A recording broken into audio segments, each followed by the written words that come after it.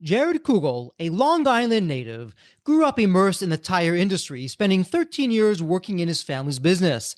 In 2017, he left to pursue a bold vision, pitching his idea to a stranger on LinkedIn who became his first investor within a week.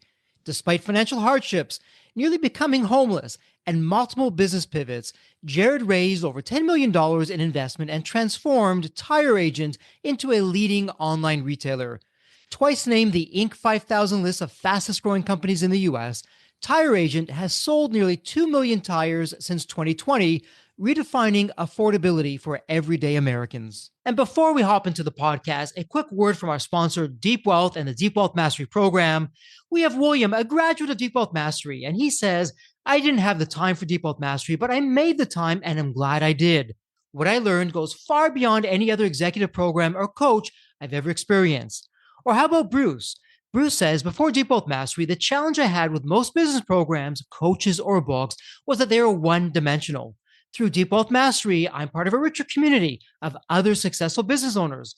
The ideas shared forever changed the trajectory of the business, and best of all, the experience was fun. And we'll round things out with Stacy. Stacy said, I wish I had access to the Deep Wealth Mastery before my liquidity event, as it would have been extremely helpful. Deep Wealth Mastery exceeded my expectations in terms of content and quality. And you know what, my Deep Wealth Nation, why they're saying this is because Deep Wealth Mastery, it's the only system based on a 9-figure deal. That was my deal. And as you know, I said no to a 7-figure offer, and I created a system that we now call Deep Wealth Mastery that helped myself and my business partners welcome from a different buyer, a different offer, a 9-figure exit. So if you're interested in growing your profits, preparing for a future liquidity event, if that's 2 years away or 20 years away, and you want to optimize your post-exit life, Deep Wealth Mastery is for you. Please email success@deepwealth.com. Again, that's success, SUCCESS, at deepwealth.com. We'll send you all the information about Deep Wealth Mastery, otherwise known as Scale for Ultimate Sale. That's where you want to be. You want to be with other successful business owners, entrepreneurs, and founders just like you who are looking to create market disruptions, and they want to lock in their financial freedom and have success and fulfillment. That's the 90-day Deep Wealth Mastery program. It has your name on it. All you need to do is take the next step. Send an email to success@deepwealth.com. Deep Wealth Nation, welcome to another episode of the Deep Wealth Podcast. Let me ask you a few rhetorical questions, Deep Wealth Nation. Are you chasing after more success? And of course, you're saying yes. Have you come into some perhaps so-called challenges or even so-called failures that you'd love to leverage to your next level of success? And perhaps you're saying yes as well. But you may be asking, okay, that's all fine and good, but how do I do that? What does that look like? Well, that's exactly what we're going to be doing. We have a very special guest in the House of Deep Wealth. Jared, welcome to the Deep Wealth Podcast. An absolute pleasure to have you with us. And from one entrepreneur to another, there is always a story behind a story. Jared, you have a fascinating story. What's your story? Can you share with Deep Wealth Nation what got you from where you were to where you are today? Yeah, absolutely. And thank you for having me. Super excited to be here. So I started Tire Agent about technically 7 years ago. Basically, I was working in my family's company, didn't really see a bright future for myself, didn't really want to do it much more. And then one day I kind of just went on LinkedIn, pitched an idea to a complete stranger. The stranger says, send me a deck. I didn't know what a deck was. I thought it was something in the back of a house. So then I go online and I hire someone to take my Word document of notes and create a deck. I take the deck and I only paid maybe $100 for it. I don't even know, something not that much. And then I sent it to them, did a few phone calls. Turned out that was a venture capitalist. Yeah, it was a tech accelerator, which is where they basically give you some money, they mentor you, and then at the end of it, you go on stage in front of maybe close to 1,000 people and pitch your idea. So I send a deck to them. And keep in mind, the idea back then was terrible. It was not the idea that you see today. And all of a sudden, on day number 7 or 8, something like that, they literally made me an offer to be my first investor. And they said I had a very limited time to give them an answer. I slept on it overnight. Next day, I go in, tell my family I'm quitting. And that was it. And then I went through the accelerator and we probably tried a few different businesses, completely failed. We were a mobile tire company, didn't work. We were a search engine for tires, didn't work. We also tried to do road hazard protection B2B2C, where we were trying to sell a software to the tire stores. Couldn't really get that off the ground. But then it clicked that I wanted to go into retail. And so I kind of thought about the value props of what I learned being in my family's company. And I had worked there for a long time. I mean, probably from the age of maybe 17, 18, all the way to the age of 132, something like that. So I grew up in the industry. My family's been in it for decades. My friends growing up were in it. My cousins were in it. But I just knew there was not really a place for me. I kind of felt out of place. And I also felt the business not really evolving. They didn't really want to take on new ideas. And I felt very stagnant. And so when I had this opportunity, I knew like I had to just jump in. So I jump in, I go into this tech accelerator, I get this money. It still doesn't feel real. I'm kind of just like in it, but I started failing fast, which you'll see is my philosophy. Try something, fail fast, move on. So I failed a few different ideas. At the end of the accelerator, I go on stage and someone tells me something before I go on stage about a week prior. The person comes up to me and he goes, whatever you do not launch your business before you go on stage. You want to build the momentum of the idea and let that kind of grow in people's minds over time. So I go on stage. Nobody wants to invest. I get 60 meetings. Nothing really materializes. And then I end up running out of money because now we're like 6 months in. Nobody invests. I end up having to sell my possessions just to get by. I get a warning letter from the bank that my place is about to get foreclosed on, and I have 30 days to catch up on the bills. When your bills are high, right, and you quit your job and you don't have any money coming in, because my parents never did me any favors, although I know it sounds great, they work for your family, but I was being paid on commission. They didn't really treat me the same as other people. And I'm okay with that. Like, I'm not complaining by any means. But what happened was my bills were high because I was living a good life at that time. And I'm taking no income basically from this new business. Well, all of a sudden, I'm running out of money. My bills are stacking. I'm charging things on my credit card to stay alive, which obviously, you got to do, and it's not the best answer.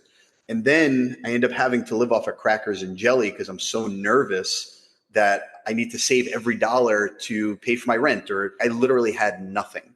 And then all of a sudden, out of nowhere, a miracle happens. And people who had seen me on stage come up to me and they say, we want to put together a group to invest. And I end up raising then 750,000 from that group. Then from there, I kind of like, okay, now I need to like sit down, focus. Now that you have the pressure of financial thing off of your shoulder a little bit, you can now start to focus. So I'm focusing on building the foundation for Tire Agent.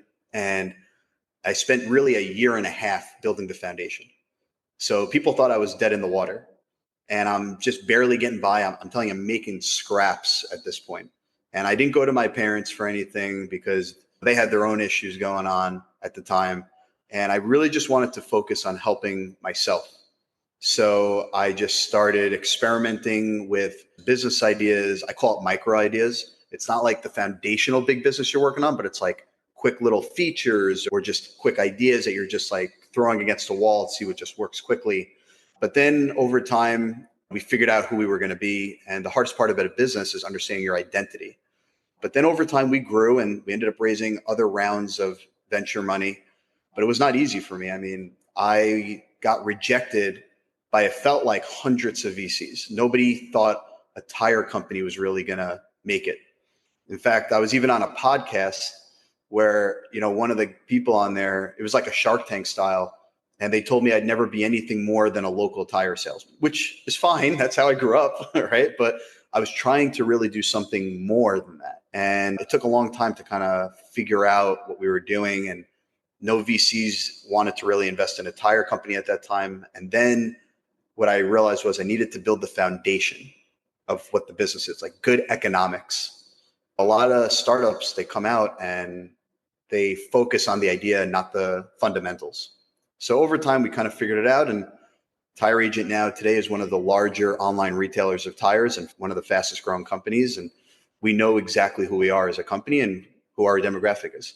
Sorry for the long-winded answer. No, I love that. So let me get this straight and let me lay this out for Deep Wealth Nation, and you can share, Jeffrey, on base or off base. So growing up, your family had a tire business. Yes. That said, though, you had your own ideas, your own aspirations. You didn't like what they were doing, and really your own determination, your own grit.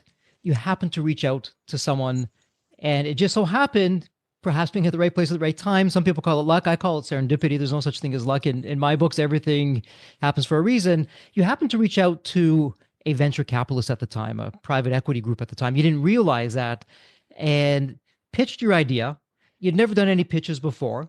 It was just pure grit and passion, I suspect, that you pitched the idea. And obviously, it must have grabbed their attention because they said, okay, we're interested, but you have to let us know. Yeah, on the boat, you're off the boat. What's it going to be fairly quickly? And you said yes. And then from there, what I'm hearing in your story, you weren't rushing. You're actually listening to what people were saying. It wasn't, okay, ready, fire, aim. It was, okay, ready, aim, then I'm going to fire it. So you took your time. And Deep Wealth Nation, with what Jared was doing, and Jared, you can correct me if I'm wrong, this wasn't a new industry. This wasn't a new product or service. I mean, tires have been around, my goodness, for quite some time, but you came at it with a different vision, a different outlook in what I want to say is an industry that was probably tired of the same old going on and everyone's copying each other. You came at it differently. And then in an incredibly short period of time, you're one of the largest, most successful in terms of what you're doing. How am I doing with that so far, Jared? Right on the money. So basically what I learned from my experience is you want to build a business where you're a domain expert. That's one.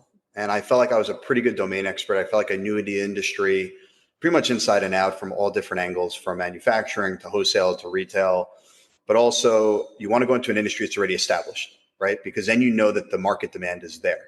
So when people are saying to me in the beginning, oh, there's too much competition, I'm like, I don't care. That just means the market's established. Like that to me is a good thing. That's not a bad thing. And then the other thing is I didn't really have a choice. I mean, I felt like my family's business was kind of going downhill because they weren't evolving with times. They were old school and they were kind of letting the industry pass them instead of, because what you never want to do in business is you don't want to play defense. You want to play offense.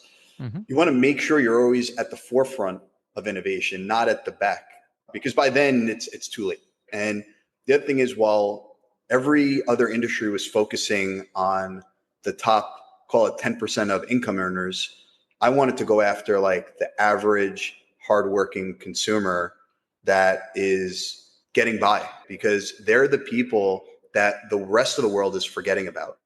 That's the majority of America. The majority of America is not people who have a six-figure job deciding what jewelry to buy or what exercise equipment to buy. Like the average hardworking consumer is someone that was what I was at my lowest point, which was just trying to get by. Could barely feed myself. I could barely pay the rent. And so you hit it right on the money. And the other thing is, when I got offered the opportunity, and this was very out of character for me, I was not a very like risky person, but I was at a point where I felt like my back was against the wall and I had to, and this was like, I was at a fork in the road. I could either take a chance and say, when is another stranger who I don't even know going to write me a check? Or am I going to go down with the ship and be complacent? And I wasn't going to do that. I refused. And so I jumped on to what I felt was a life raft and an opportunity. You're 100% on the money. And Jared, as we're talking about this in Deep Wealth Nation, I'm going to share this with you because you may be saying, well, Jeffrey and Jared, that's all fine and good. And Jared, you seem like a nice guy. Here's the but though, but I'm not in the tire industry. I'm in a high-tech industry. I'm in a manufacturing industry. I'm in this industry. Deep Wealth Nation, I got to tell you, as I'm sitting here with Jared, and I promise you the two of us never spoke until now, but Jared, as we're talking, you're actually taking me back to the very early days when I began to formulate what we now call the Deep Wealth Mastery System, where I was deliberately speaking with other entrepreneurs and not in my industry, finding out what worked, what didn't work, because I didn't want that groupthink. I didn't want that same old to speak to other people in my industry. Firstly, my competitors wouldn't speak to me, but I wanted to create that market disruption, which you did, and I also did. But it sounds like we came at it from very similar vantage points. Okay, let me try what actually hasn't been tried before. And so with that in mind, Jared, as you look back, you created a market disruption. You set your company apart. And again, for Deep Wealth Nation, to remind you, Jared was just getting going. It wasn't as though this was his third, fourth, fifth company. This was his first go round. Granted, it was a family business, but you took the helm from a very different vantage point. And I'm going to make a guess, and you can tell me, Jeffrey, on base, off base, you likely didn't have a lot of resources. Sure, you had some backing behind you, but I would imagine it's nothing that you could have retired off of, and you had to prove yourself with that. So What was going through your mind as you now go into literally the unknown against your family wishes? I'd suspect you're probably being called crazy, but you have this vision, you have the backing, you have this PE or VC money behind you, and now you're doing it. So, what's your mindset like? Yeah. So I would first start by saying, once again, you're spot on. Everyone called me crazy. My parents, my siblings, my friends, the girl I was dating at the time, her parents, nobody believed in me. It was, imagine being in a world where nobody has faith in you. Maybe the one person who wrote you a check at the time, but basically, other than that, everyone pretty much wrote me off. I didn't go to a really fancy school. I went to a good school, but nothing like crazy. This was my really first business that I was running. Didn't really have any experience. I had operational experience in terms of running a traditional business because I was helping my family, but like I didn't have any real experience. I also didn't have the luxury of going back to my parents because at a certain point in time, their business actually went under over time. So I really was on my own. Okay. And what I would say is that, yes, I had VC funding. That didn't come until later because the first several months I had 100,000. But, when you're building business, right, you have engineering, you have legal fees, which stack up. I couldn't even tell you where I spent the first few $100,000. You're experimenting. You're trying all different types of businesses and you're throwing money everywhere to see what works. But when you're in that mode, you're in kind of two modes at the same time. You're in scramble mode because you're trying to move quick because you don't want to go out of business. But then you're also in survival mode. So you're scared to spend money at the same time. And it's like this weird balance that you're trying to do. And it's easy to stand on a soapbox and tell people what you did when you're at a high point where maybe you were rich at one time and you're spending a fragment of money when you have a lot, or when you've made it, but you've only had it easy. I have had it anything but easy. And I didn't really have resources up until 2 years into it because the first 100,000 goes super quick when you're trying to experiment with tons of different methods of advertising, different businesses. Told you, we pivoted like 3, 4 times. And every time we pivoted, we killed like $50 to $100,000, something like that. I don't know the exact number, but it was a high number. And that's part of the journey when you're in startup life. And then once you figure out what you want to do, you got to hire other people around you to do the job. Because also when you're growing really quick, you need to make sure you control the growth, not that the growth controls you. And that was really important for me to learn when we went from doing 3 million to 33 million in a matter of 1 year. So that 12-month period when we had that huge jump, I was trying to like not spend a lot of money. And so my resources, I was kind of like penny pinching anywhere I can in the beginning because I didn't want to have that fear of going out of business. And we had not raised the millions of dollars at that point. And so for me, I've always been under the mindset of you build a business with good economic fundamentals and you spend money when you can afford it. In the beginning, I raised venture money, but there's also two different types of businesses that you can build, right? You can build a lifestyle business. You probably talk about this with a lot of people, but lifestyle business, when you build like a good sized business, you're making a living for yourself, or you can build a venture backed business, right? And a venture backed business is high growth, a lot of risk. And I kind of like fall somewhere in the middle. I've heard the term camel before, and that's kind of how I go. I like to do a nice controlled growth where I can stack my resources as I'm building cash flow, as opposed to spending ahead and then hoping that you catch up. So I hope that kind of answered it, but I didn't have a lot of resources in the beginning. It was scrappy and we had to make it work with what we had. You're speaking my language, Jared. I bootstrapped it. You bootstrapped it. Sure, you had a little bit of seed money going into it, but let's face it, 100,000 really isn't a lot of money in the scheme of things. Yeah. And Jared, to your credit, and Deep Wealth Nation, did you pick up on that?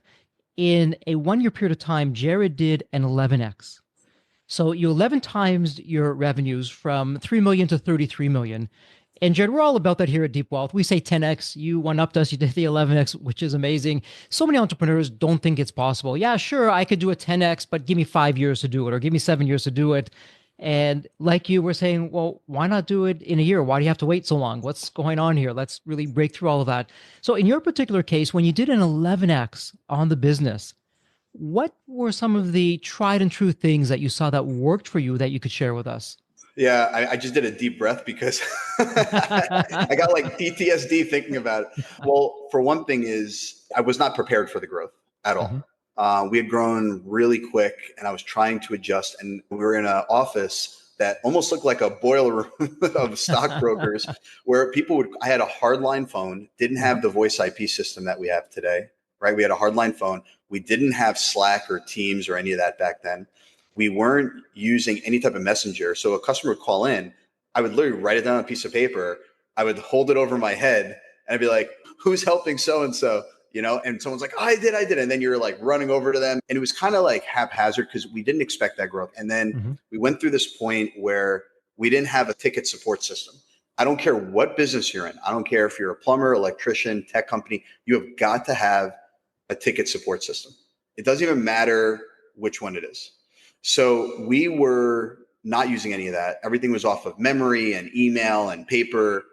Awful methodology to have at that type of growth mode, because I sat down with my team. I said, look, this is going to be very painful, but we are going to build a training system and we're going to build a support ticketing system. And I mean, we happen to work with one of the bigger ones that are out there, which has been a great one for us.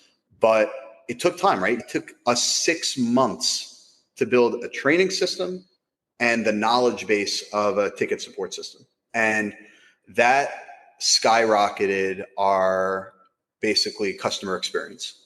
I've always prided myself on caring about the customer, and I don't ever want to lose that. And I didn't want to lose that back then, but I knew I had to struggle a little bit to build out a better future, not just for us, but for our future customers. And it worked. Jared, I'm going to share something with you. A lot of people have disagreed with me on this. I still stand by it, particularly when you're bootstrapping. When I look at companies that have private equity behind them or they get a big check written, they're out there, they're buying the big bucks on the CRM systems, the fancy offices, all the accolades that go along with that. They have a built-in chef in the office doing all these kinds of things. Whereas I ran my companies, hey, we're going to grow the company until it's about to burst, and then we'll see where are the pain points. Let's begin to address that as opposed to trying to guess where it's going to be. And granted, at least in my experience, yeah, there were some rough patches there and some stressful days and weeks that came out of that. But by and large, instead of spending for the sake of spending, so in other words, just because we could write the check didn't mean that we should or that we even did. And so in your case, it sounds like something similar was going on here. What's your take on that for starters? You have no idea how similar we really are. So I'll tell you a really funny story because it's exactly what you're asking. So our first office space, I was too cheap to get my own office. So I rented desks from someone else's office. Then, even though we had warehousing space, thankfully, I knew the people before. They worked out a great deal with me and they would help me out. And we were basically using a 3PL for the warehousing. And that's because we want to make sure we handle returns correctly and warranties correctly and stuff like that. But more importantly, I was also then eventually I moved into a shared office space. So I'm no longer renting desks, but I'm renting like a micro office, right? We were using our office space as also like a warehouse. And one day, I want to say 200 tires arrived at the co-working space, and it took over the entire, basically the floor. And we had tires everywhere in the co-working space, and then we started wrapping it and saying that, and people were getting pissed at us because we were blocking some of the doorways. And I'm like, I'm trying my best. And then eventually at that point I had to expand out and move on. But we didn't really have, I would say, nice office space. I would say maybe year number 5, right? The first several years, I mean, we were just doing the best we can with what we had. Sure. And so you're out there and you're really stretching the dollars. You're seeing where is the system going to break or where has it broken? Now let's fix this. Really respect that. Let me ask you though. So inside, it may have been pandemonium at times and lots of stress going on from the customer facing side. So from a customer looking from the outside in, would they have seen any of this, or was it just, hey, this is a great company. I'm getting my tires on time and love dealing with these guys. Great service, great value add, great pricing, all that other good stuff? Yeah, I mean, that's a great question. I would say for 2 months, I was really upset with the way things were going because I was trying to restructure and I was trying to do the best I can to give the customer the best experience. And unfortunately, there was a time that was hard to manage. Now, we always made good. I don't think customers knew what was going on the inside, but my expectation is very high for the customer. Like anything below what I would consider great by my standards, not acceptable. So we had a rough patch, but we always made sure we called the customer. We talked them through it in those times. And I'm proud to say that even though it was rough and those customers may not have had an optimal experience, I bet you it was still probably a better experience with us than it was probably with other people. But that's still not what I would say is to my bar. And so now when we go through structures, we do it gradual, right? And so this way customers don't feel that transition when we do things. And we also talk to customers too. Like we'll sometimes call customers and ask them for their feedback because I think that's important. But unfortunately, every business goes through growing pains, and sometimes you have to sacrifice a little bit to help the bigger audience after. That's something that was very hard for me to understand at that time. Today, we don't do that. Today, I make little tweaks here and there, and I make sure that customers are always getting great experiences when I can help it. But back then, it was hard because we just didn't have the technology to do it. We didn't also have the resources to do it. Today, we'll spend a little bit of extra money to do the proper restructuring internally without affecting the customer. And so you're doing this behind the scenes. You're clearly under the radar from some of the bigger players, I would imagine. Yeah. And I would suspect that for the first while, you were getting away with that, but you're starting to get some success. You're likely winning business away from some of the other bigger players that are there. So what was the competitive response like once you became a known entity of, okay, seeing these guys time and time again, there's something going on here. Never heard of them before, but they're definitely doing something. It's hurting our business. So what was going on from that side? Well, I don't really consider other companies competitors. And I'll explain that, but it's more so the fact that customers love us. Like we have a really high repeat purchase rate right now. I told you I am a stickler for like great customer service. And so I think we got known for having a very loyal customer base right now, which I'm really proud of. And although some of the competitors, so I've been in the industry a long time, as I said, I've known actually a lot of the competitors personally. So I have a really good rapport with a lot of them. The ones that don't like me, that are maybe because they think I'm competition or whatever, I think it's very silly, to be honest, because it's almost like saying Joe's Tire Shop in New York is a competitor to Alex's Tire Shop in California. The internet is a massive place and there's room for so many people. And you're talking about a market that's $30 billion a year. There's plenty of room to go around. In fact, I would rather have a good relationship with my competitors because it's great to share insights. It's great to talk about things and you can grow together. You learn. So yeah, there are probably some people that don't love me because they view me as a competitor. But to me, I'm not a competition for them. And I'm not competition for a brick and mortar store. Like for me, we're bringing a new value add to the industry. I think we're bringing a lot of customers online that never bought tires online before. And not only that, I think we're educating the customers to get better quality tires than they would have maybe have gotten before. So when I look at my business, I actually don't care what competitors are doing. It has no phase on me. I never chase a competitor. I go at my own pace. We do our own thing and we stay in our own lane. And yeah, I'll look at a website here and there, but I don't ever dictate my business based on them. And honestly, if they're dictating their business based on me, then they're the ones with the issues, not me. I love how you're positioning that. And I've got to share, I've actually been on both sides. In my earlier days when I didn't know any better, I was always looking in the rearview mirror. Okay, what's the competition doing? Where are my gaps compared to them? Let me step up and close those gaps. But it sounds like you're a whole lot smarter. And you were saying, okay, hey, this is who I am. This is my vision. This is how I want the business to be. And I'm just going to focus on that. And what's going to be is going to be. And whatever everyone else is doing, let them do it. I'm going to play my game. They're going to play their game. We'll see where it all goes. Let me ask you though, because of the internet and you're out there and you're dealing with so many people, the internet has really, particularly for online business now, it's really closed the gap. Pre-internet, location was important and just geography, all those kinds of things. Post-internet, none of that really matters now. From my phone, from my tablet, from my computer, I can hop on and I can check out 10 different offerings, similar offerings within minutes. So from that vantage point, how are you standing out to really have someone say, okay, never heard of these guys before. I'm going to give them a go, or gave them a go, liked what I saw. I'm going to keep on going. What's going on there? Yeah, I think it's for me. I think, look, hopefully I come across genuine, right? Because I love my industry. I love my job. I love the people I work with. I love my customers. And that is, anyone that knows me will tell you that is who I am. When I built this company, I hire people that have the same philosophy. And I want that when you've hired probably tons and tons of people. So, every time you hire people, you have that fear. Is that person going to be as good as you? Are they going to translate the same passion that you have? Are they going to translate the same culture that you have in a company?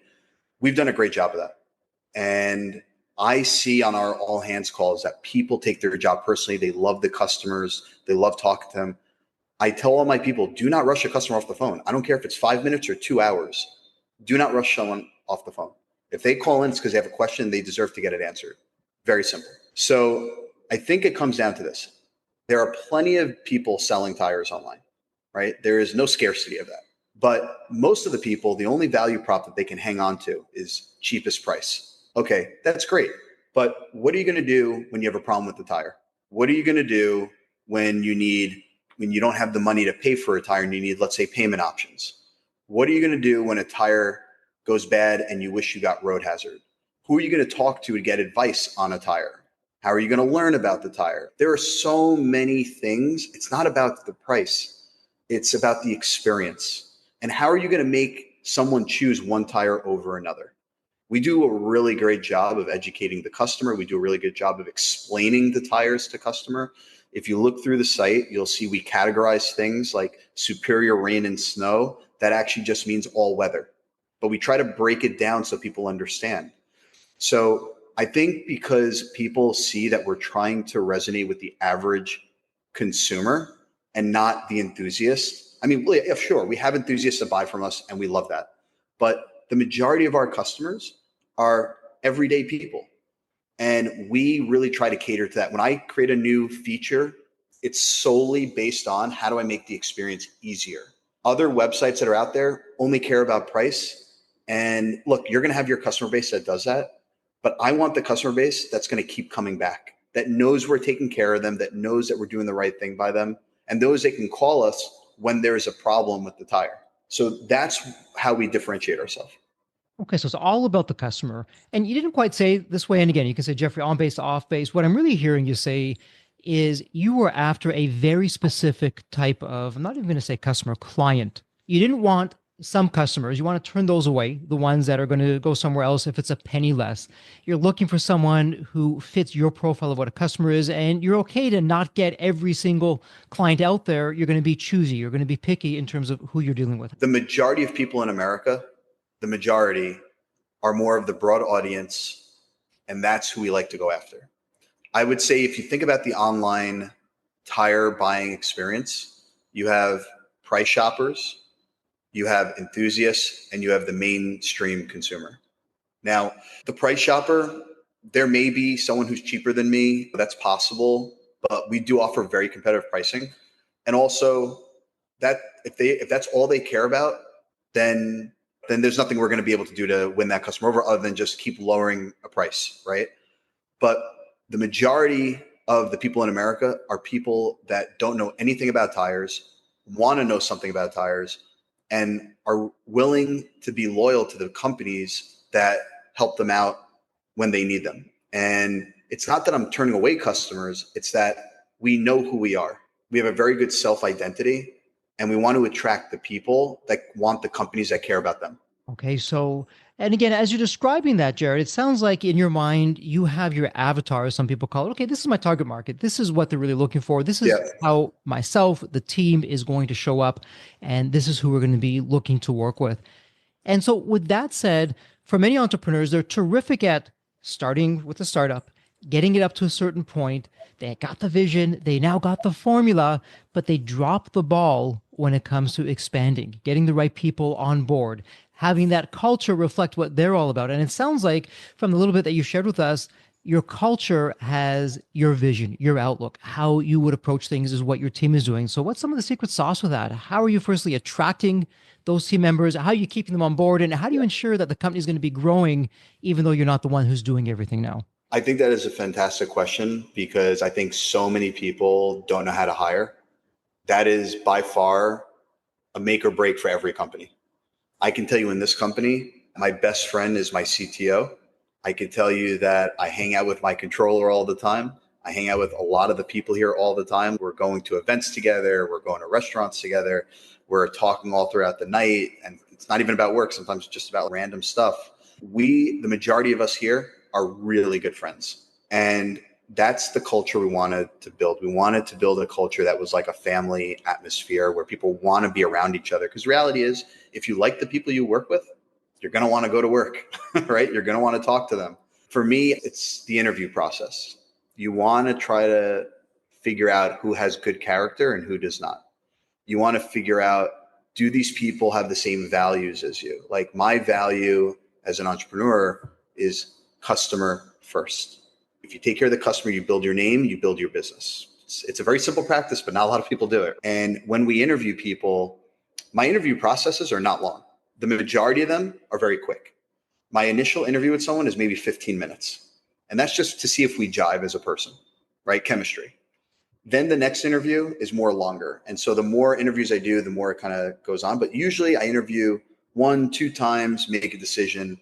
And when you start out, you don't hire the skill set, you hire the general. Because in the beginning, you're going to scramble. You're going to be all over the place. So you need someone who's going to have the same work ethic as you, someone who matches your intensity, your passion.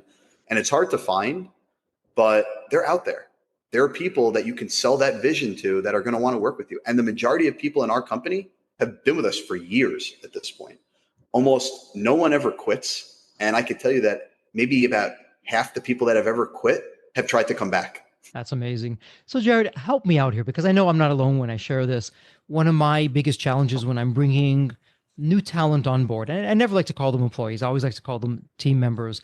There were times where I bought hook, line, and sinker, as the saying goes, into what they were saying, but sadly, their best performance was in the interview. And then after that, it was all downhill. So, how do you see through that? Are there some telltale signs of, hey, you know what, this person, they may not have the skill set. I'm going to hire on personality. Yeah, they definitely belong on the team. Or, wow, this person talks a really good talk, but you know what? There's no substance behind this. I am running as fast as I can in the other direction. What would be some tells here that you can share with us? I'm laughing because that totally has happened to me too. I would say, for one, you don't want to hire yes men. You want to hire people that are going to voice their opinion. There's nothing wrong with people having a difference of opinions. Me and my CMO and my CTO, we don't always agree on every business decision. And sometimes we have very intense discussions. And that is totally normal and totally fine. You can never predict who's going to interview great and then translates to the work. But what you have to do is fire fast. You can't be like, it's going to get better. It's going to get better. It doesn't get better. It just doesn't. Like if they don't have what you're looking for, and I would say maybe you give it a month, you can get a good understanding. Is this person a fit or not? I wouldn't say like within a day, but you got to give them a little bit of time, but you give them time. Then you make a decision, you fire fast. Like I used to hear the saying, hire slow, fire fast. And I didn't really understand it until I started to hire, and then I got it.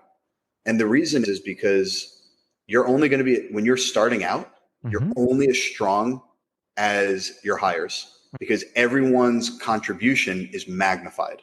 Yeah, I really like that. And same, hire slow, fire fast. But let me ask you, when is fast too fast? And what would be the upper limit on that? Because again, myself, I've even seen people in the Deep Wealth community all excited, bring on board a new team member.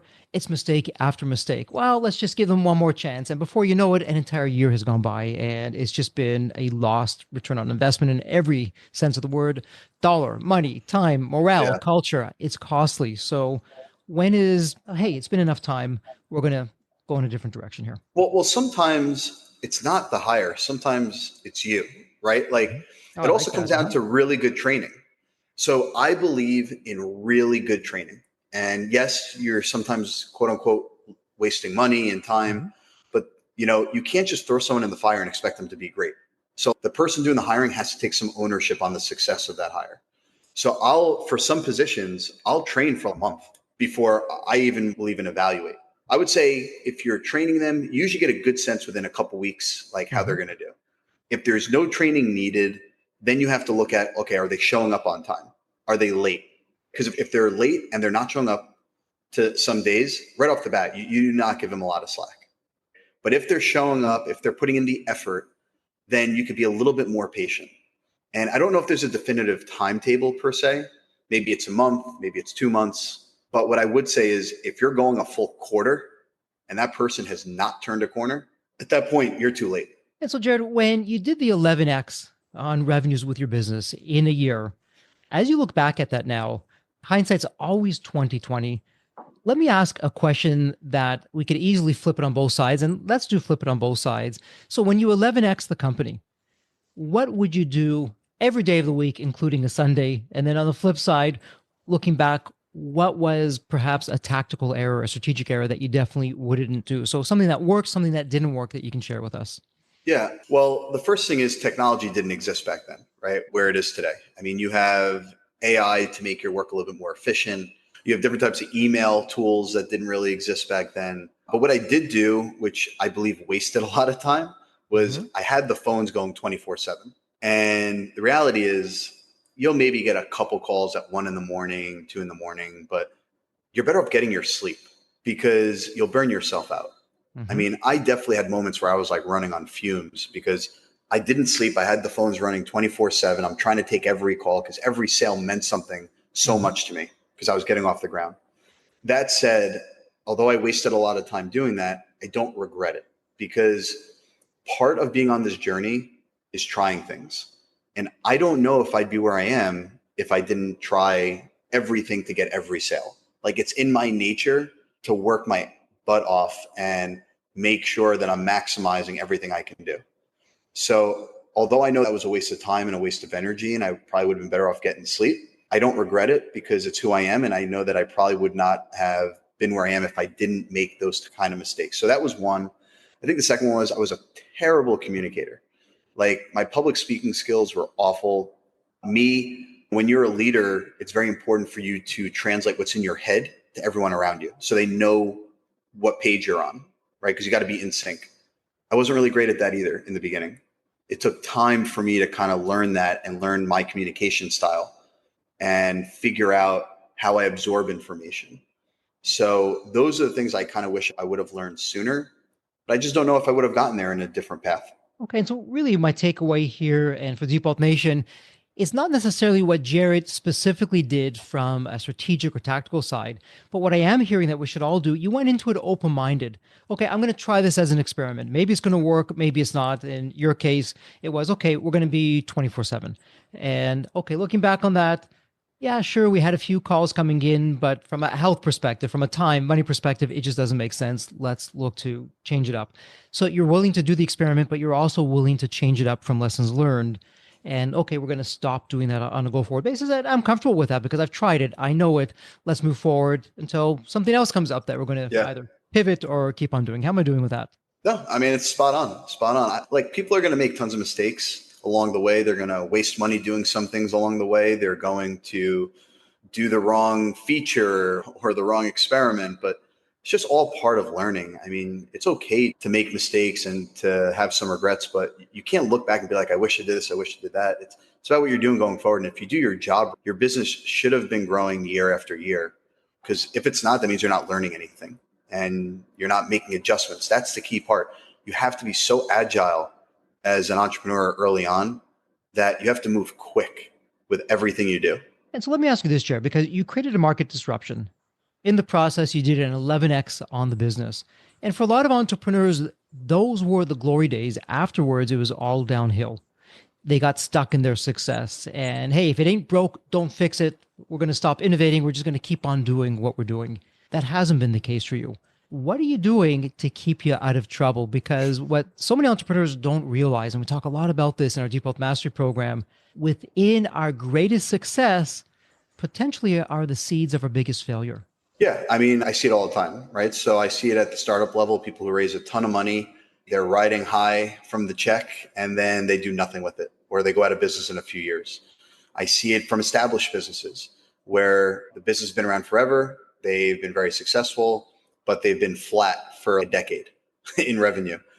I mean, for me, I am never complacent, ever, ever. And I emphasize that not because I'm patting myself on the back. I'm actually patting the people that I surround myself with on the back because they all have the same passion I have.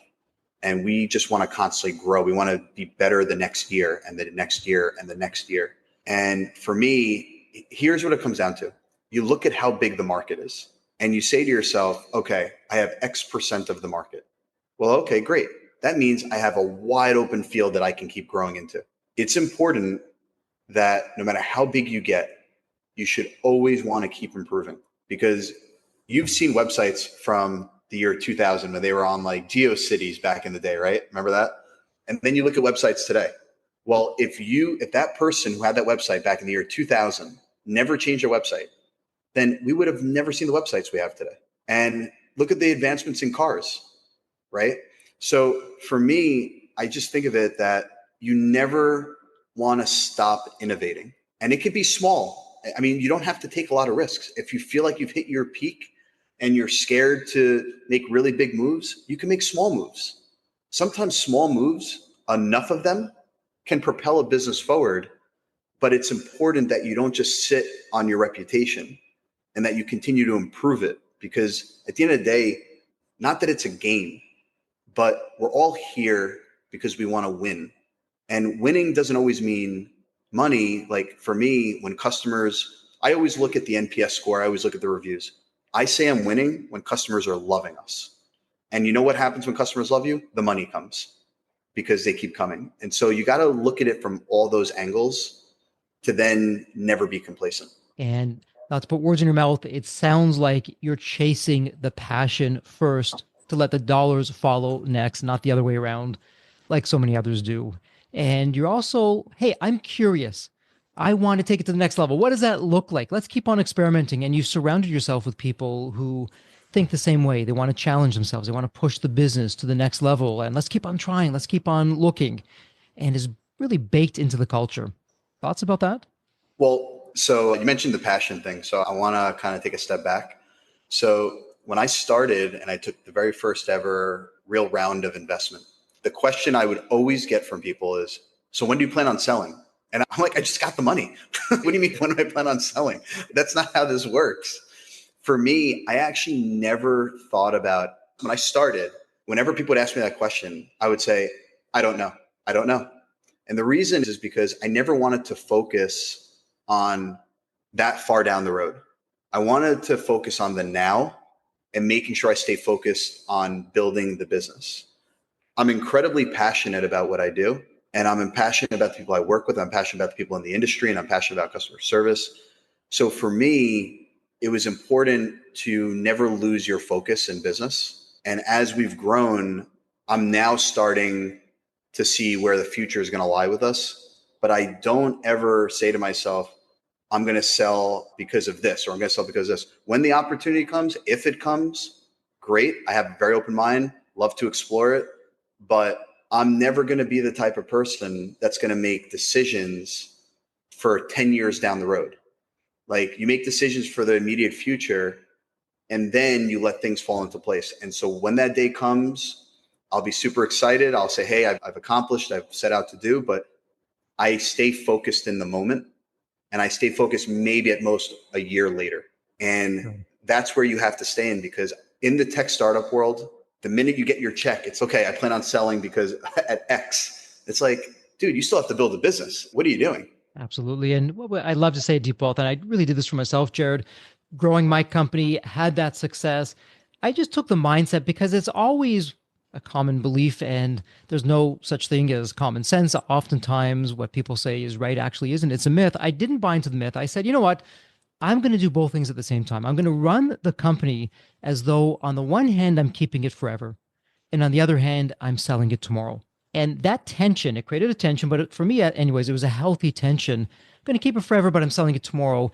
It kept me from being complacent. It kept me from having my head in the clouds when it shouldn't have been, and my feet on the ground doing the right things at the right time. And something to think about on that side. So, Jared, before we go into wrap up mode, I know there are so many questions that I didn't have a chance to ask. Is there a particular question I didn't ask that you want to put out there, or even a message or a topic that we haven't yet covered to the Deep Wealth Nation before we go into wrap up mode? Maybe not a question, but I think it would be important for me to tell people that are trying to start a business or that feel entrepreneurial and they don't have a lot of money and they're wondering where to go from here. And the best advice I would give someone is don't be afraid to pitch yourself to strangers. Not saying you have to be obnoxious and in people's faces, but like, here I am. I just messaged a complete stranger and they took a chance on me. And miracles happen all the time. And whether you want to call it miracles, luck, being blessed, whatever, listen, no entrepreneur has ever built a successful business by getting an easy path. And it's hard and it's grueling and there's sacrifices. But if you do it successfully, it's incredibly rewarding and you can't be scared to put yourself out there. That's some great advice out there. And you took a chance you didn't know, but hey, let me ask, as my grandmother always said, Jeffrey, if you don't ask, you'll never know. So always ask. And here you were. And again, it was one of your first asks that was out there. It happened to be to the right person at the right time. And look where it got you. But if you said, well, who am I to do this? Or why would they want to even work with me? And you shot yourself down before you even got out there, we would not be speaking right now. The lives that you've changed, the business that you've built, the difference that you've made, the market disruption that you created just would not have happened. So absolutely love that curiosity that's come through in spades as we've been speaking. So, Jared, all that said, we're going to go into wrap up mode. And here in the Deep Wealth Podcast, it's a tradition where I have the privilege and the honor to ask every guest the same question. It's a really fun question. Let me set this up for you. When you think of the movie Back to the Future, you have that magical DeLorean car that will take you to any point in time. So, Jared, it's tomorrow morning, and this is the fun part. You look outside your window, and not only is the DeLorean car curbside, the door is open, it's waiting for you to hop on in, which you do, and you're now going to go to any point in your past, Jared, as a young child, a teenager, whatever point it would be. What would you tell your younger self in terms of life lessons or life wisdom? Or, hey, Jared, do this, but don't do that. What would that sound like? Well, I waited till I was 31 or 32 to start this business. I actually would be very curious to know if I started it a few years earlier, would I be as successful? So like in my mid 20s, and I would say, take a chance on yourself, or did I need more experience in the industry to do it? So I would want to go back into my mid 20s and really teach myself not to be complacent. I know I use that word a lot, but in my 20s, I had everything very status quo, didn't want to rock the boat. Everything was going good. Well, I wish I rocked the boat a little bit more in my 20s, and I'd be curious to know how far along I'd be now. Sure. So, what I'm really hearing you saying, I love this advice. Don't wait to follow your dreams. Take a chance on yourself. Just go out there, do it, see what happens, be curious, be hungry, just keep on going. And I think that's some terrific advice. And Jared, before we officially wrap up, someone in Deep Wealth Nation, they have a question for you. They are inspired about what you did and the market disruption that you created and just how you look at business, how you approach that. Where would be the best place online to find you? Oh, LinkedIn. I mean, I get messages a lot from people and I love talking to people and I love helping people. And so if anyone has any questions, if they ever want to reach out to me, for sure, LinkedIn is the best place. And Deep Wealth Nation, it doesn't get any easier. Go to the show notes. It's a point and click. It's all there for you. Well, Jared, it's official. This is a wrap. Congratulations. And as we love to say here at Deep Wealth, may you continue to thrive and prosper while you remain healthy and safe. Thank you so much.